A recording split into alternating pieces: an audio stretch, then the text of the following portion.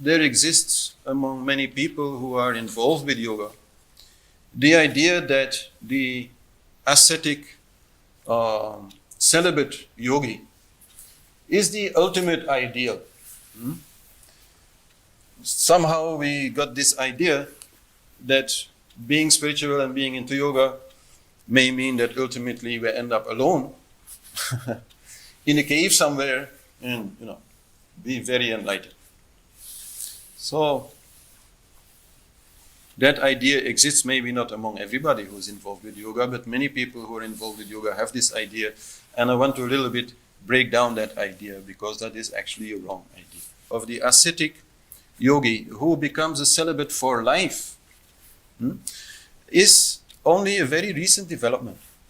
And when I say recent, I mean like 8th century, 1200 years ago. There was a, you could say, struggle in India between Hindus and Buddhists. Buddhists at that time were really powerful because they had the support of the emperor of that time. And so Hindus thought we have to change a little bit our system so that we become more competitive towards Buddhism. And one of the things Buddhism had, which Hinduism did not have at that time, was the monk, the nun and the monk living in a monastery. This was unknown in Hinduism. There were spiritual communities, sure, ashrams, but there people were either living on their own or they are living with their partner. This was not supposed to be necessary to be a celibate at that time if you wanted to become a yogi. Most of the famous rishis of India, if you read the scriptures, they all had wives. And some were ladies, so they either had wives or husbands. I mean, don't want to say they're only men. But anyway, in the stories, mostly of them are men.